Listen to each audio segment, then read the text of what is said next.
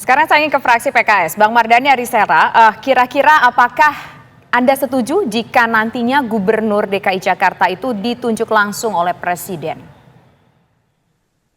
PKS suaranya tegas dan jelas menolak rancangan Undang-Undang Daerah Khusus Jakarta, khususnya pasal 10 terkait dengan diangkatnya gubernur atau wakil gubernur oleh presiden, karena itu mengebiri hak dari warga Jakarta.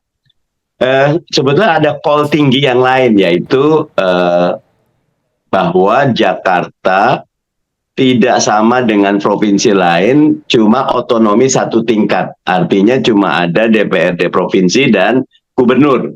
Tidak ada DPRD kabupaten kota dan tidak ada pemilihan bupati wali kota. Dalam bab ini kami masih melihat kita bisa negosiasi, karena memang pertimbangannya Jakarta ingin jadi kota global. Kalau kota global, maka konektivitas, seamless peraturan, dan arah gerak orang barang itu jangan banyak terhambat. Dikhawatirkan kalau ada bupati dipilih, wali kota dipilih, nanti akan ada ego Jakarta Timur tidak nyambung, tidak konektivitas sama Jakarta Pusat dengan Selatan. Nah, itu masih masuk akal.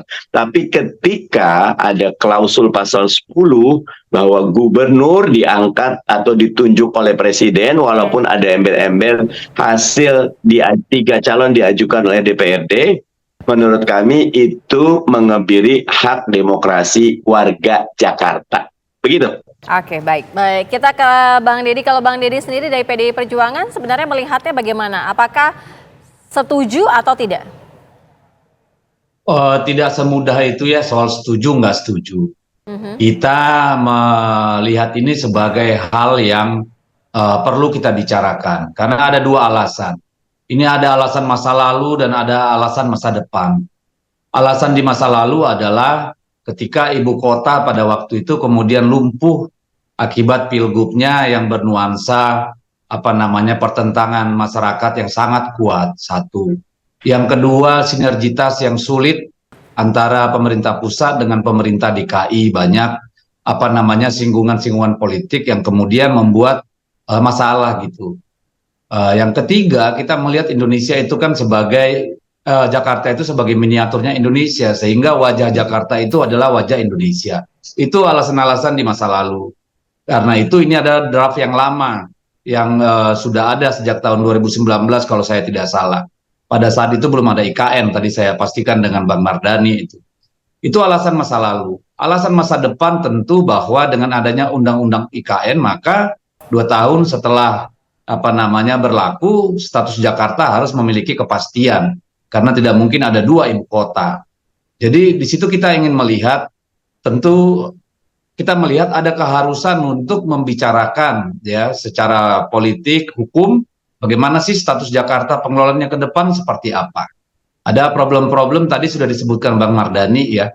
Kalau misalnya nantinya dipilih oleh bupati, katakanlah 5 daerah yang ada di Jakarta sekarang menjadi kota gitu, wali kota. Ini kan dia terlalu dempet gitu ya, pergerakan orang tentu menimbulkan masalah dalam sisi administrasi dan sebagainya. Sehingga mungkin dia akan berbeda tetap dengan daerah lain, tetap ada gubernur misalnya gitu. Tetapi apakah kemudian harus menjadi semacam otorita yang dipilih langsung oleh kepala pemerintahan atau kepala negara? Kalau menurut saya itu masih perlu perdebatan yang sangat panjang untuk melihat urgensinya, untuk melihat efisiensi, efektivitas tata kelolanya, dan kemudian bagaimana itu memberikan kontribusi yang positif. Karena kita melihat kalau otorita, katakanlah kita mau merujuk kemana gitu ya, pengalaman kita dengan otorita daerah tidak terlalu menggembirakan gitu loh. Bahkan otonomi khusus pun di beberapa tempat yang ada tidak terlalu memberikan signifikansi dalam pembangunan, dalam tata kelola pemerintahan, dalam sisi mobilisasi politik misalnya. Ambil contoh misalnya Batam gitu ya, kita melihat bagaimana Batam tidak seperti yang kita harapkan, padahal itu sudah sejak tahun 70-an misalnya ditetapkan. Masih saja itu tata kotanya semrawut gitu ya, tumpang tindih. Nah, kita melihat bagaimana Papua dengan otonomi khusus juga tidak memberikan akselerasi yang memadai hingga harus akhirnya dipecah lagi menjadi provinsi-provinsi yang lebih kecil. Aceh juga kita tidak melihat sesuatu yang signifikan dengan memberikan keistimewaan yang berbeda melalui otonomi khusus. Jadi saya kira ada banyak pergumulan filosofis, pergumulan etis, pergumulan hukum, ketatanegaraan yang harus kita perbincangkan di DPR. Tetapi soal yang pasal yang khusus tadi bahwa dia diangkat oleh kepala negara, saya kira itu masih perdebatan yang sangat panjang yang harus kita perbincangkan di DPR gitu.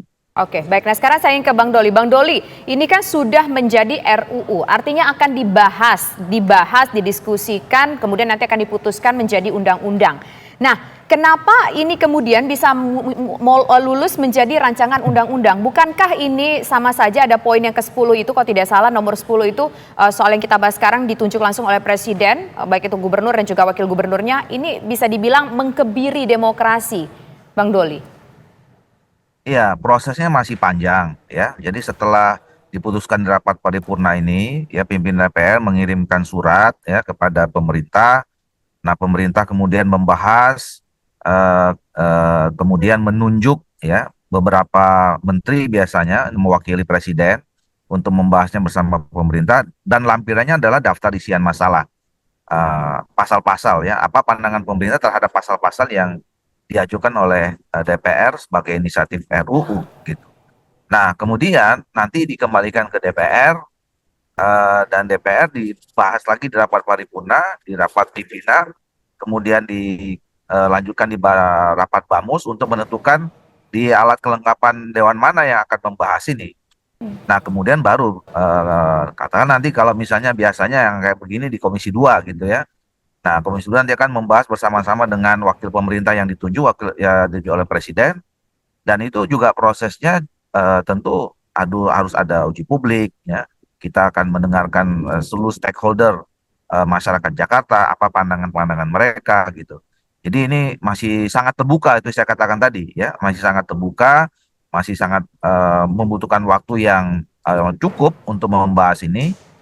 Intinya kalau kami di DPR, terutama teman-teman Komisi 2, tentu akan nanti membuka seluas-luasnya dan kita akan mencari yang terbaik ya. Karena begini, kita juga harus menunjukkan kekhasan ya atau kekhususan daerah ini seperti apa. Ya, setelah keluar dari ibu kota, dia sebagai khusus apa? Khusus ekonomi kah? Khusus bisnis kah? Khusus apa gitu. Itu harus tergambar dalam undang-undang ini. Jadi bukan hanya sekedar mengeluarkan ibu kota, tetap mempertahankan sebagai daerah khusus, kemudian sekedar hanya memilih secara politik pemimpinnya di sana melalui proses pemilihan atau penunjukan. Bukan hanya itu. Saya kira banyak lagi pasal-pasal yang harus kita bedah, yang harus kita elaborasi untuk menunjukkan bahwa Jakarta ini menjadi daerah yang betul-betul bisa tambah baik ya. Karena kan pemilihan ibu kota negara itu kan salah satu alasannya misalnya karena Jakarta sudah terlalu besar bebannya ya, baik beban penduduk termasuk beban lingkungan. Nah, dengan adanya keluar undang-undang ini harus menyelesaikan masalah-masalah yang selama ini dihadapi oleh Jakarta. Saya kira itu yang nanti harus kita buat isi atau konten yang lebih baik untuk pembangunan Jakarta di masa depan. Baik, kita tentu juga nanti akan mendalami ke Bang Mardhani Alisera bagaimana sebenarnya tupoksinya gitu. Jangan sampai juga ada kepentingan nasional, kemudian kepentingan untuk DKI Jakarta jadinya carut marut. Tapi dibahas nanti usai jeda. Kabar Petang segera kembali.